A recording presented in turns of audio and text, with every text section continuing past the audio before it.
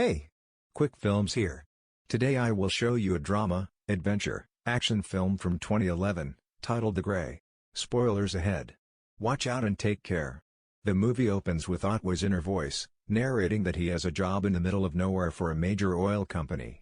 He feels like he is unfit for humanity, so he belongs here, surrounded by ex-cons, fugitives, and dirtbags. He reminisces fondly of the times he spent with his wife. Sadly, they have separated. He is a wolf hunter that protects the workers. His inner voice narrates a letter he writes, wondering why this happened to him. Maybe it's bad luck, or maybe he is poisonous as a man, while staring at his wedding photo. Otway does not enjoy his work, and he sympathizes with the animals. Earlier, he had been close to suicide, but when he hears the howl of a wolf, he decides not to pull the trigger. He boards a plane, and the ticket clerk urges people to hurry, because a storm is coming. On the plane, he is still holding onto his letter, but Todd interrupts his moment. Todd tries to make conversation with Otway, but he only gives short answers to all his questions. Todd does not get the hint, and Otway just tells him to shut up and leave him alone. Todd gets up to switch seats. Otway and the others head to sleep. While they are sleeping, the plane experiences some turbulence and wakes people up. Todd tells everyone that when the crap hits the fan, not to do that head between your knees nonsense.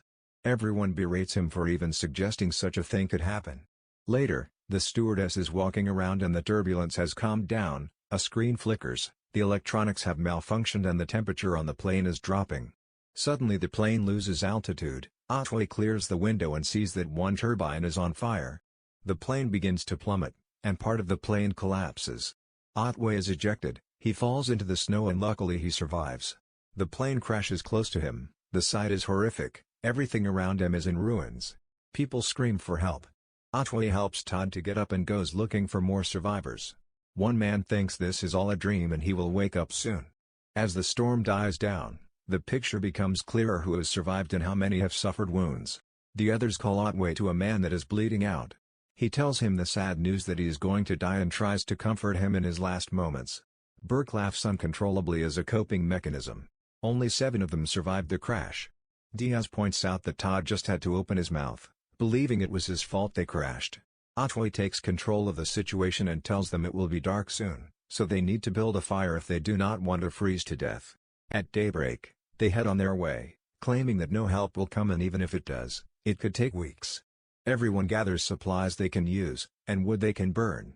Otway continues to walk away from the main crash site to find a separate site. A woman is whimpering in pain and he runs to help her when a wolf's head appears. He tries to shoo the wolf away, but the rest of the pack attacks him. 2 guys from his camp rush to aid him. Otway gets up and walks away in shock, understanding that wolves are bad news. His bite wounds will not stop bleeding. He jokes he will turn into a wolf man.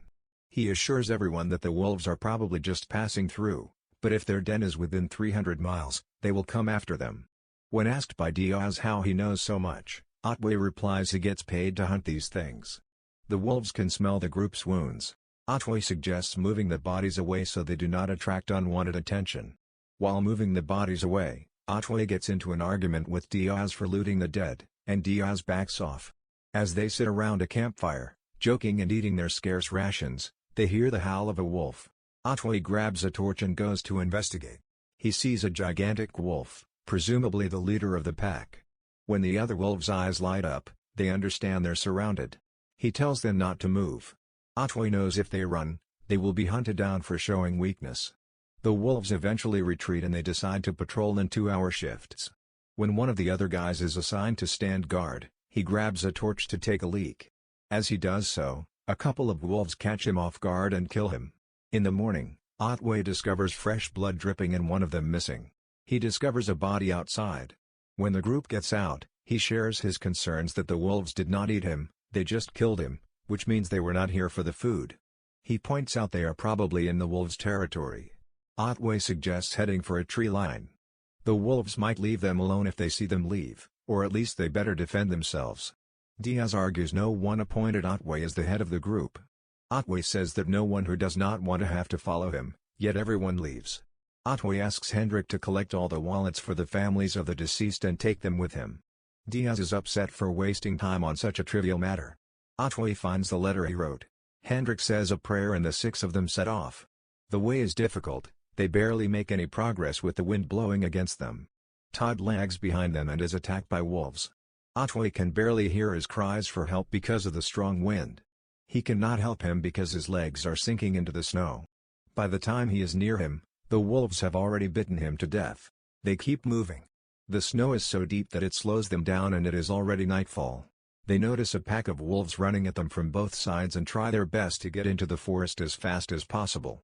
The party falls down a slope and tries to light a fire to keep the wolves at bay. The roars and howls of the wolves can be heard all around them. They are completely surrounded. They start a fire and everything goes quiet. Otway brings some sticks to make spears out of, for self-defense. Despite the predicament they are in, Diaz talks crap about all of them and how making spears is stupid. Basically, he is whining continually. Otway tells him that talking tough means nothing now. Everyone is just as scared, but Diaz is just ashamed to admit it. He's a fool, or worse, a liar. Diaz's pent-up anger bursts, and he holds a knife to Otway. He wants to settle things now. As Talget tries to break up the fight, Diaz elbows him. Otway kicks the fire to distract him and throws Diaz to the ground, telling him to cut it out. He's had enough of him. At that moment, the alpha wolf comes at them, causing Diaz to crawl back in fear. After showing his dominance, the wolf walks away. Diaz is still panting, scared. Otway hands him his knife. Diaz apologizes to everyone, when suddenly a wolf pounces on him from behind. They manage to kill the wolf. Otway says it's not the alpha but the omega, an outcast. They sent him to test Diaz. The group cooks the wolf and eats it. It tastes pretty awful, but it is food. Diaz cuts off the wolf's head as everyone looks on in disgust. When he's done, he taunts the wolves with the head in his hand and tosses it into the bushes, whereupon a huge wolf howl rings out that is clearly the roar of an alpha wolf. Diaz is starting to think that maybe this wasn't a good idea. They grab some torches and get on their way. Burke is getting worse, having trouble breathing, so they pick a place to camp for the night. The group talks about the odds of surviving a plane crash and how maybe it's fate and they'll make it out alive. Diaz says that's all crap. They tell each other stories about their lives and the people they care about, laughing. Otway remembers his father, an Irishman who drank a lot, and on his father's wall hung a poem his father had written. Once more into the fray. Into the last good fight I'll ever know. Live and die on this day. Live and die on this day. A blizzard is headed their way, so they decide to bundle up. Burke never wakes up. They wait out the blizzard and dry their clothes. Everyone is tired. Otway finds saw marks. The trees nearby have been cut down, meaning there is civilization close by. They stand on the edge of a cliff and can hear the river stream. Their best bet is to follow the river to find shelter, but first the four of them have to get down. Otway suggests climbing down the trees with some sort of rope or jumping off the cliff, but they cannot go back. They have to make a choice, either the wolves or the trees. Hendrik is the jumper. He says his prayers and jumps. One knot comes loose, but Diaz manages to grab it just in time. As if that was not bad enough, snow breaks off the edge. Diaz is barely pulled back. Hendrik is alright and ties the other end to a tree. Diaz gets across safely. Talget is afraid of heights and urges Otway to go next. When it's Talget's turn, his glasses fall off in the middle and his leg gets stuck in one of the knots. Suddenly the rope snaps and Talget is pushed into a tree and falls through the branches.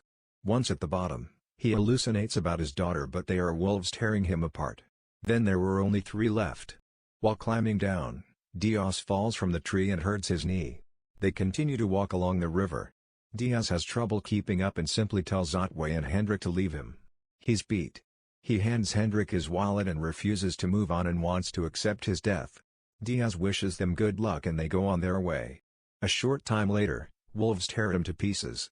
Hendrik asks Otway what he was doing in the bar the night before they had to fly home. Otway tries to shrug it off, but Hendrik says he looked just like Diaz, like he'd given up on life. He read Otway like a book, but it does not matter now, does it? 2 wolves chase them through the thick snow and Hendrik falls into the river. Because of the strong current, he cannot find his footing. Otway jumps to his aid. Hendrik's foot gets stuck between the rocks and all Otway's attempts to help him are in vain. Hendrik drowns. Otway climbs out of the water with Hendrik's backpack. He is soaked, cold, alone, and surrounded by predators. He snaps and yells at the Creator to show him a miracle. "Screw faith, earn it," he says. When he calms down, he keeps walking, barely on his feet. He pauses and with a crushed look on his face, he lays down everyone's wallets in a pile. Otway looks at their pictures, their children, their loved ones. Everyone has someone waiting for them at home. He checks his letter one last time. It turns out he is in the wolves' den. They went straight to their den from the very beginning. He scoffs at the irony as he is surrounded and the alpha stares down at him. All the wolves back away as if the alpha is saying, "He's mine." He remembers the last time he saw his wife, who told him not to be afraid. It turns out she did not leave him, but passed away. Otway tapes many bottles to his right hand and a knife to the other. He smashes the bottles, stands up, and starts reciting his father's poem. The rest is left to imagination. The end. Thank you for watching. Subscribe if you'd like to see more videos like this.